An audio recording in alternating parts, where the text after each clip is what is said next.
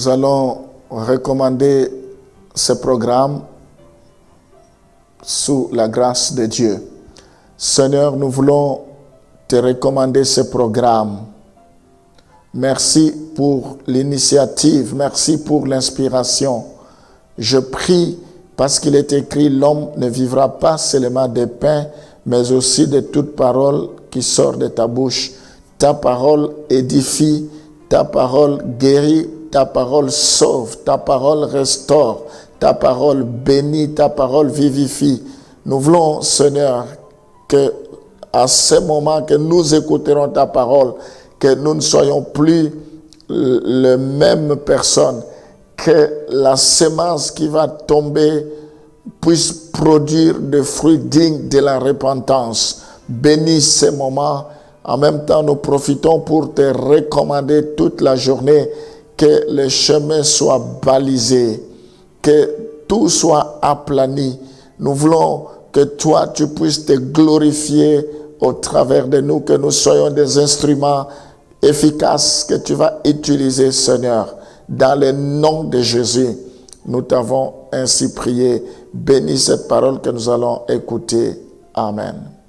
Éphésiens chapitre 4, les versets 13 à 15, nous parle aussi de la même chose, jusqu'à ce que nous soyons tous parvenus à l'unité de la foi et de la connaissance du Christ, du Fils de Dieu, à l'état d'homme fait, à la mesure de la stature parfaite de Christ. Nous allons progressivement, Dieu veut que nous puissions atteindre la stature parfaite, que nous devenions des hommes faits, des hommes matures. Ce n'est pas toute chose qui doit nous scandaliser. Nous devons avoir la maturité de comprendre certaines choses. Nous ne devons pas discuter, avoir des discussions folles. Nous devons savoir discerner ce qui est bien et ce qui est mauvais. La Bible dit, tout m'est permis, mais tout n'est pas utile.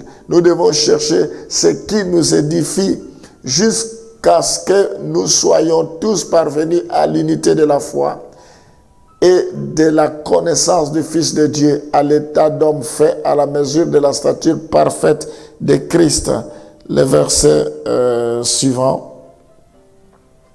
Afin que nous ne soyons plus des enfants flottants et emportés à tout vent de doctrine, par la tromperie des hommes, par les ruses dans les moyens de séduction. Des hommes faits ne se laissent plus entraîner, balloter ça et là par la tromperie des gens, par la tromperie de faux prophètes, de faux pasteurs, de faux docteurs, de faux évangélistes.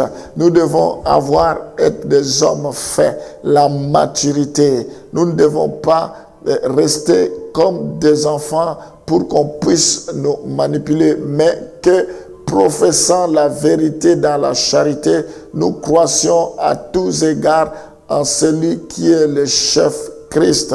Nous devons grandir, nous devons croître, nous devons atteindre la maturité. C'est ce que la Bible nous demande, c'est ce que la Bible nous encourage. Donc, passer de l'état d'enfant spirituel à celui d'homme fait.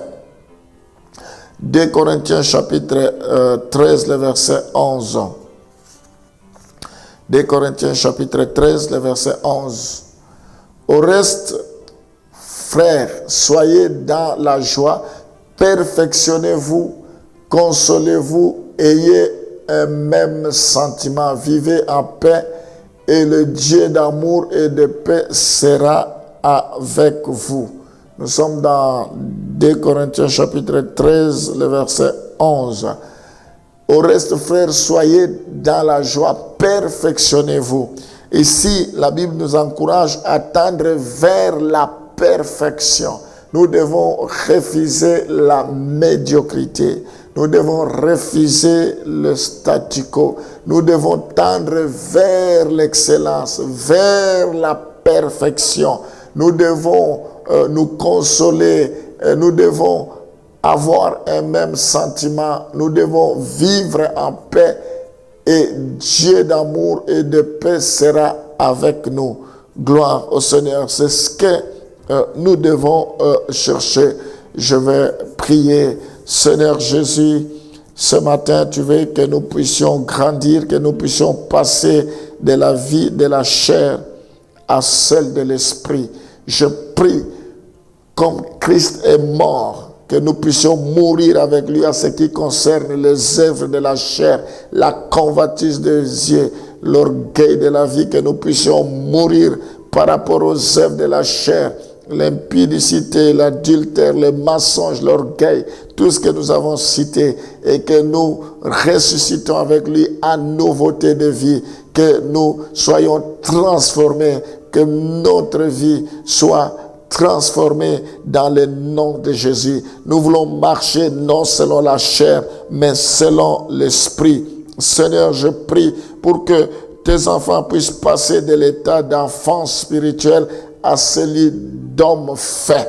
Nous voulons des hommes faits, capables de discerner le bien et le mal. Dans le nom de Jésus, je m'oppose contre tout esprit d'incrédulité, contre tout esprit qui nous empêche de comprendre la nourriture solide.